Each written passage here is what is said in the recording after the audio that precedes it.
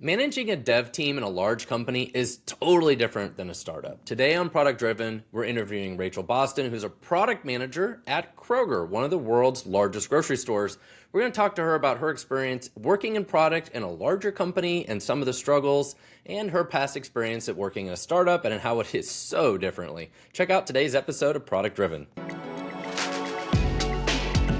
To survive and thrive, you must adopt a product-driven mindset. And we're back for another episode of Product Driven. This is your host, Matt Watson. Today, I'm excited to be joined by Raechel Boston, who is a product manager at Kroger and has also worked in startups and other companies. I think today we're going to talk about the difference of doing product management, software development in larger organizations, non-SaaS companies. She works at part of Kroger, who's a giant grocery store, which is very different than a tech company. But I know what everybody's really wanting to ask her is like, how do we get eggs to be cheaper? That might be the biggest topic of topic right now. But Raechel, welcome to the show. Hey, well, thank you. And thank you so much, Matt, for having me. I'm really excited to be here and just kind of talk about my experience and how I can help others that might be in a similar situation or want to know more. I don't know how exciting grocery can be, but here we are. There's a lot of different kinds of tech. Like one of my first jobs was working at a medical laboratory. And so I helped rebuild the lab. It was called a laboratory information system that tracked the lab orders and the specimens and, the test tubes coming in and putting them on the machines and getting the results. And like, oh, your cholesterol's high. And like, how do I send that to the patient and send them the report? Like, there's a lot of different kinds of technology out there. It's not all SaaS like the same way, right? And to your point, it touches every industry too. I'm on like some of these TikTok lives and people are like, yeah, I work in insurance as a product owner. Or I do, work in medical. And people just think it's to our point that we're building out cool apps or tangible products, and that's product management, but it's farther. Well, and to follow up on that for a second, one of my favorite things to do is to go to dev conferences and meet other developers. And I know developers don't like to talk to other developers. We're all introverted, but you know what? That's why you're there. You got to talk to people.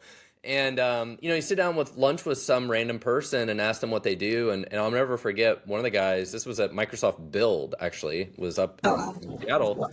And he's like, yeah, I build the firmware that controls how the big watering things work, like on farms that move the crop, like watering circle things. Like that's the thing. People build software like for that. Someone has to do that. You just don't hear about it. Yeah, there's all these different kinds of software, right? But part of what I think we want to talk about today is the difference of how that affects software development and product management, working in larger companies versus startups. And I was talking to my team this morning. We're working on by the time this airs, it'll probably be live in beta, a browser extension for LinkedIn that helps you know who you're connected with and if it's the right kind of person you should connect with based on like what they do. And it uses AI to analyze all of it. Oh, that's awesome. And I keep reminding the team of like, what are we doing short term versus long term? And so, the team's like, well, how do we make this perform really well and scale? And we need to store the data in Mongo and do this and do that. And they talk about all these things. I'm like, guys, we're just trying to make it work. Like literally just make it work. Like not try to engineer the most beautiful thing that the world has ever seen. We're trying to make it work and figure out if anybody even gives a shit about what we're building. Right? Yeah, market fit. Like if I've seen that show how many times that we built it and nobody came. And so you know what I mean? And part of the struggle I have with my team, and the reason I'm explaining this helps up part of more of the conversation is I'm having to almost unteach them so many things that they're used to doing in larger companies. They're used to like, oh, we have to have this more bureaucracy, more detailed requirements. We need pull requests. We need everybody to review the pull requests. I'm like, no. Actually, you don't. You don't need any of these things. Make the shit work. Push it to production right now. Yeah. And by the way, we have no customers to break. There is nothing to be worried about. Just go. Yeah. I know. Wouldn't that be like awesome? Yeah. I mean, part of me is like, wow, tell me why I want to be back in that kind of land. When you're at bigger companies, to your point, there is a lot of that kind of red tape and there's this thing, right, with the pull requests, like how many you do is like your measurement of good, and like that couldn't be further from the truth. Like deliver some value. I don't care about the pull requests, like how did you help end user? And I don't, that's maybe a whole nother conversation, but like these guys and as a team in whole, like they need to just be business enablers. Like we need to paradigm, whatever, like shift in how we think about what we're actually delivering versus how much we are delivering, right? So yeah, I don't know. So when you're at a company like Kroger, who is one of the largest grocery stores in the United States, you know, obviously how they do technology is totally different than a SaaS company. So how do you think about product management at a company like that, and getting requirements to developers and getting them to understand like what we're doing and why we're doing it? Like, Yeah. how do you guys do that? I mean, obviously, if you go back to, there's a lot of kind of that, we need to dot our I's, cross our T's. We do have the whole OKR, KPI mentality, right? And we're planning out our quarters and attaching everything to, key objectives and how will this ultimately impact Kroger and their, customer. But I think some of that jargon, of course, gets lost on engineering teams and they don't care, like even though they should, they do, but they really don't. I think we just need to break it down into like, hey, you know what you did? Like having these conversations with the people and these quick wins to say, hey man, like you cleaned up this pipeline and now our, checkouts are 20% faster because of the work that you did. And like attributing actual tangible value to these things, right? Like they don't hear that. They just get, maybe they don't even get a pat on the back. It's like, oh, we just are only at 20% according to Jira and our OKR progress. And like, that doesn't mean anything. I mean, that means something, but like, it doesn't mean anything to the people that are involved on the product, as an engineer. They just punch in, punch out kind of, and that's not the environment we all dream of. First and foremost, we primarily hear the negatives, right? Even at full scale at my company, we work for over 60 different clients. And a lot of times what we do here is the negatives, right? People don't talk as much about the positives, right? You just hear the negatives like, well, we didn't do this thing or this thing didn't work or this one employee is not doing a good job or whatever. But we may have 249 others that are crushing it. They're doing a great job. And that's one of the things I've really learned over my career is we have to purposely take more time to celebrate the positive. Like what are we doing and what have we accomplished? And getting the team to understand that, because it's so easy to get hung up on the negatives, because that's usually what gets reported back to us, right? Like we hear about the bugs, we hear about the customer that's angry, we hear about how production was down. Like almost everything is negative, negative, negative. We've got to figure out how to get these positives back to the team. And to your point, I feel like, we as product managers, myself included, need to be better about going after the value and understanding what exactly we can report back. I mean, it's like talking to our customers, being right there with them, hearing those wins, and then bringing them back to the team. And, like I said, maybe I don't do it specifically enough, but I'm just not given that information. We don't have that collaboration. Maybe it's pounding the pavement and talking to more customer service over at Kroger or operations, finding out like what those are to align those impacts so I can have those statements, those wins that say, hey, I know you might not think that XYZ pull request has done anything, but like you are helping to streamline a process or to ensure a faster checkout or to get the product served up to the right people. And, especially with a lot of like AI and stuff like that coming in, like how do we start to predict more trends and get carts and shoppers in and out of our stores faster, right? I mean, it's the end goal always, but yeah, I think that there's just too much of this road mapping and value streams and, like big work like that. They just feel like they're just a cog in the wheel, I feel like modern software development largely feels like an assembly line. Yep. And of course, that's like against any sort of agile principles or anything like that, working in that, like, unless you're, I guess, Kanban, but like, it does still feel like that, like, let's do this, ship it, feature, factory. Okay.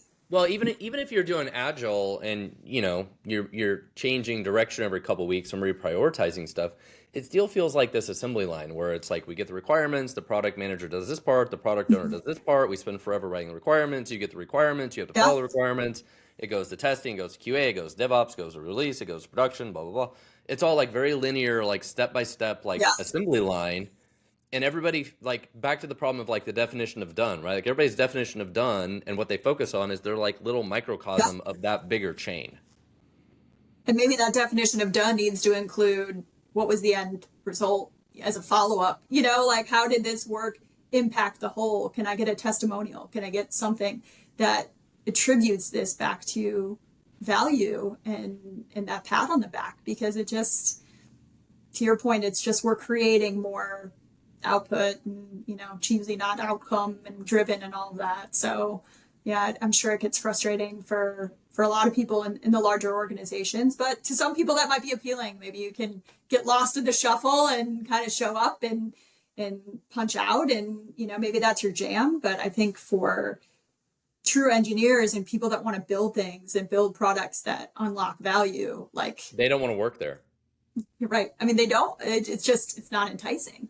No. But at what point are you going to be just burnt out, or you're going to be out of, not even just out of a job, but like you're not going to be able to go to that next place? That's because you're not going to have that mentality, and it's going to be really hard for you to get into that and stay ahead of trends. There's two things there. I think that mentality applies to all jobs, right? You have a certain amount of people that are like, I want to make a difference. I'm tired of being a cog in the machine. I want to go work at a smaller company. I really want to make a difference and have influence and see the impact of my work, right? Mm-hmm. Which is great. And I think that's not just about software developers. I think it applies to everybody. But I think specifically for software development, it's going to increasingly become a dangerous place for the developers, because if you've worked in these environments where you're really an order taker kind of requirements follower, what we're moving to is people that can use AI that if they understand the product direction and vision, and they understand like where they're trying to go, they can just move very quickly. Like so many of these extra steps in bureaucracy and product management and all these different things all of a sudden just disappear. It's like you can literally move 10 times faster if you know how to use AI and you know how to use the tools and you have the product vision. Like you have those feedback loops we're talking about that they don't have, understanding like, what does the customer really want? Let me hurry up and do that. Let me send it to them tomorrow and find out if it worked or different worked, and I can adjust accordingly. Like now you're doing those cycles in like days or weeks instead of maybe weeks or months, right? Yeah. Like, and do you feel like, I guess with that, with AI and seeing those trends, I mean, is it bad to say that a junior developer might be out of a job? Like AI is going to take I don't and think replace? so. No. What about on the I flip think side, that they're going to just need to be more product centric and like that they will need to have those visions to sell themselves if the market shifts, and like they will just be a better interviewer and have a better chance of a job to say, I want to know about vision, I want to know about my customer, versus I want to come in and do some lines of code, put on my headphones and peace out. Like, will those people get worked out of the system? I think in big corporations they still won't. Like I think or they go to offshore for cheaper resources. I mean, some of that aligns to how big corporations just do things, right? Like they just move fast or they move very slow, and there's a lot of bureaucracy. And to your point of what you just mentioned, maybe it leads to more outsourcing of projects, or like, hey, we could try and do this internally, but we just don't have the right culture, the right DNA to move fast.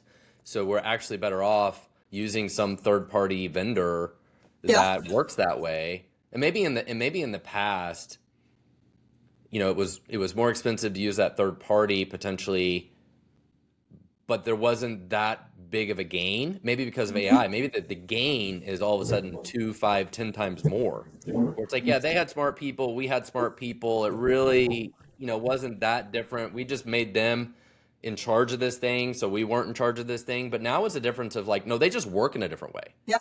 Like they are just way more productive. It's not about we both have smart people. It's like it changed the game. Like it was an order of magnitude different. Yeah. I mean, it's exciting times. I mean, regardless of some people may see it as scary, but I definitely embrace the AI shift and see what's going on there, and that people, may need to step up in other aspects of the roles and continue to, lean in and start to really be more of that mindset. And then maybe it's more of this collaboration effect that I still feel in my 14 years in tech and agile and product and working with engineers. It always feels very us versus them. And I just want to see that kind of change and bridge How do we back fix out. that? How do we fix it?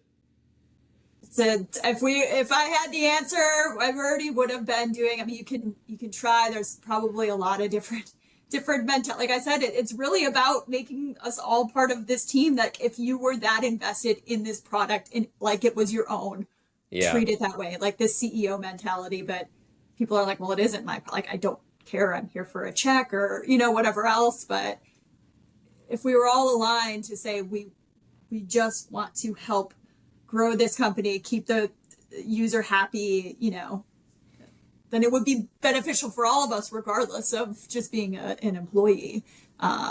Maybe our bonuses would be bigger. Maybe we would have a bonus. Maybe your stock would go up. I don't know. There is a piece of that people should keep in the back of their mind is like, hey, I should really give a damn about this product and its success. But well, is it easier or harder at a company like Kroger where you're a lot of what you're building is internal? Like these are internal products and systems. In theory, it should make some of that easier, right? You're like, we can talk to any of the users. You can go call Sally in whatever department. You can get her on the phone right now and interview her about how she wants this to work, right? Like we have access to her. She's here. She works for us, right? Like to some degree, this should be easier, but is it actually harder? I feel like it's easier from a sense of, hey, you can go walk over to someone's desk or call them right on Teams and you have access and you have that rapport. It might not be as scary. You probably, I mean, depending on what part of the system you're at, you're not doing like after hours stuff. You don't have those sort of things. But the reality is like these people, at least, they all have their own jobs and their own products and their own things to manage that may not directly correspond or relate. And like the sense of urgency really isn't there. And it's like, I'll circle back with you. You don't hear back. And to your point, like going full circle, you start to only hear about when things are failing. You don't hear about the successes. You don't hear whatever. It's like, hey, well, our file didn't come through. Those are the emails we get. We don't hear the flip side unless we ask for it. Or, doing some sort of survey, customer satisfaction, NPS, that kind of stuff. Like, it's nice to have that quick and easy, but to your point, I do think it is harder. And I don't think, being that they're also your colleagues and friends, they're also not going to maybe be as much of an a-hole or like give you as much pushback, right? They're not going to tell you maybe the truth about your product or say, you know what, this is actually not good, because they don't want to hurt your feelings versus a paying customer. They're not paying for it. That's the flip thing. Like it's not revenue generating directly out of their pocket. They're not paying you from their check. So they just don't have that same sort of mentality. It doesn't impact them until it impacts them from like a failure standpoint. Oh, your API is not reliable, like whatever. Are you also in a larger company like that? Are you always fighting the like, this is the way we've always done it and we don't want change, and you're trying to do this big project, it's going to take 12 months to roll out, we don't want to do this crap? Like, are you always fighting against a lot of that? Always. Yeah, there's always a way that you should do it. And, it's kind of that yes and mentality. And this is it. Like, this is how we've all done it. And then if you try to do something different because they overcomplicate it to the nth degree. And you're ostracized, like, then it's either, well, why would you do it that way? Or I don't know. I mean, I'm trying to think of any examples where that has actually, I'm sure if my memory was better, I could recall some times where someone actually tried to innovate and tried a new thing and it actually worked. But those are so far and few between that I can't even recount right now. So it sounds awful. Like, it's not bad on it's not bad on my call. It's just, like you said, in large, it's a reality of working in big companies. And this is how we'll always do it. And it comes from the top down, and you don't want to really, and a lot of people don't really want to step out of their comfort zone, if we're being honest, or do something differently because they're just it's just how they've always done it. And it's true of personal life too, like it's just how people are, human nature, Well, and give us a little more insight. You're on the product team in a larger company. How do they balance the sort of moving slowly, not taking a lot of risk with like trying to innovate? Like you're in the middle of this, right? How do you balance that in, somebody in your role in a large company like this? It's funny. It's like so timely that you asked that. So we just had our all hands meeting was specific to our group within the data platform space. And this question was actually asked to our VP because the guy goes, hey man, your whole presentation was like, hey, we need to deliver value. Hey, like, where's the money? Like, where are the revenue generating things, all this. But on top of it, like, innovate. This is our year to innovate and do new things and try to be better and try to be bigger and go after all these crazy things. And he was kind of alluding to the fact, well, if innovation is, in the future and we don't know what that value is, like, can we really put it on a roadmap? Because the higher ups are going to go, well, what is this? This doesn't equate to any dollars. You're not working on this. And the answer was kind of along the lines of, oh no, like you can innovate in your free time or on a Friday afternoon when we have time dedicated to the company, and like keep it hidden. Don't tell anyone about it until you like prove the concept. Like, you have something there. Like that to me is kind of crazy, but it is what it is. It's like, do it on your own time. And then if it's something really cool, bring it up, and like, not that they'll take the idea as their own, but like maybe we can talk about it. But yeah, there's not like innovation labs, stuff like that. Like those days are gone. We want to see the value now, but we still want to innovate. And it's a challenge. I mean, to your point, it is. How do you carve out the time for that when they don't see the value, but yet they're asking for that? Well, and the biggest challenge you have is how do you deploy it, right? Like even in your department, it's like, hey, we built this beautiful new data system. They're like, oh crap, how long is it going to take to convert to that, train people? And, even my very first startup, we grew very rapidly. We were doing, probably 20, 30 million a year in revenue. When I tell this story at this time, it's like at one point in time, our CEO came to me and he told me, he's like, Matt, you got to stop shipping new features. I'm like, what are you talking about? That's crazy talk. He's like, dude, we are crushing the market. We are growing faster than we can install people. He's like, honestly, the only thing that comes out of you shipping new features is mad customers the next morning when there's bugs in the system. He's like, you are working against us at this point. We are crushing the market. We don't need any new features. We need stability. Yeah. We need you to stop breaking things. And as crazy as that sounds, that was like our reality. Like that was actually a reality for us. Like we needed stability more than we needed any new feature. There was no new feature. Again, understanding like back to the outcome, the value to the customer, there was really no new features that we could have delivered that really would have measurably made some major difference from an outcome. We needed stability. Yeah. And sometimes that's it is hard, but that's a hard place to be like as a developer.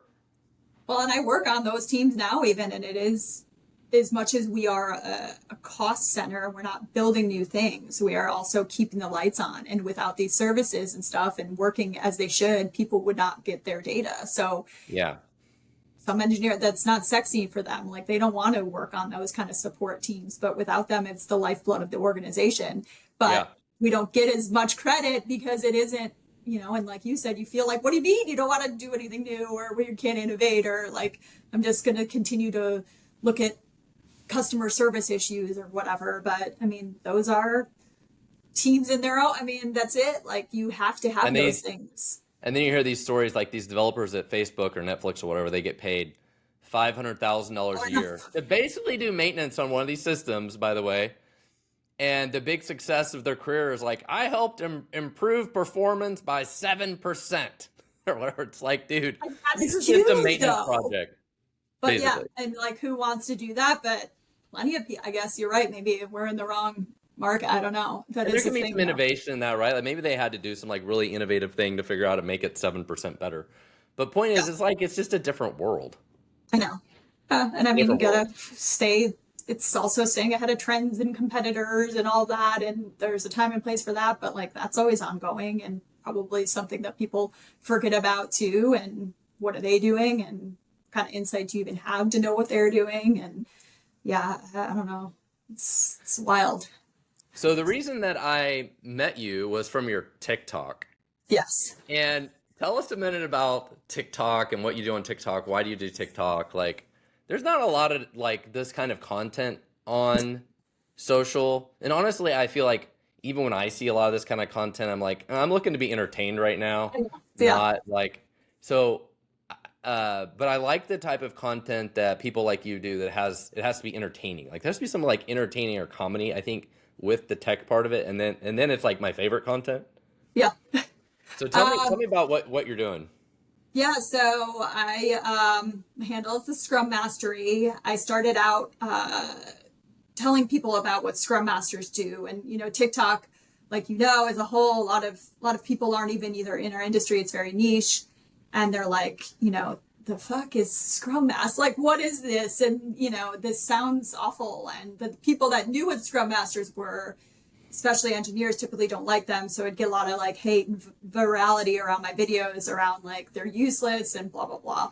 And then the people that are Scrum, like they know the value and they wanted to talk about it and got really hyped up about that. And I saw there was like a need for people, hey, tell me more. How do I become a Scrum Master? I want to know more about this career. I want to be a product manager. Oh, I've always wanted to get into tech. And I just started writing like digital guides and started up a, stand store and did all that. But like, I just create stuff now out of my own, experience and, the pain points that product managers and Scrum Masters have. And I try to help to alleviate or give some, like, I know a lot of things with product in Scrum in general. A big talking point is always how we need to be more technical. And so I'm taking my learnings, trying to add a little comedy to it. I did comedy about 10 years ago. And like, I'm trying to like somehow correlate, like, my life isn't comedy anymore. Before it was bad dates and whatever. Now I'm married with kids. Like those stories go away. And like, how can I bring light to some serious topics around product and Scrum and Agile and things that people are like interested because they've either never heard of it or they're in it and they're like, oh, I get your pain. Like, I know what you're going through, or I don't know what an API is. Tell me. And I'm like, oh, let me give you some silly analogy to like make it stick. Yeah. So, well, I like it. Good. Thank you. Well, thank you so much for being on the show today. Is there thank you for anything having else me. People should know about you, how to follow you, any of that kind of stuff? Like I said, the Scrum Mastery on TikTok, Raechel Boston on LinkedIn. Happy to connect, happy to just talk anything product engineering. I love this space and really passionate about sharing and swapping stories. So thank you so much for having me and finding me in. And I love your content. Thank you so much, Matt. Well, thank you, Raechel. Thanks for being on the show. Before we wrap up today's episode, we have a special resource for you if you're looking to elevate your development team to have more of a product-driven mindset. I have a fantastic free ebook about turning your code-first team into a product-first team. Please go to fullscaleteam.com/product-first-teams to download this free ebook. There's also a link in the show notes. Thanks for listening to Product Driven, and we'll see you in the next episode.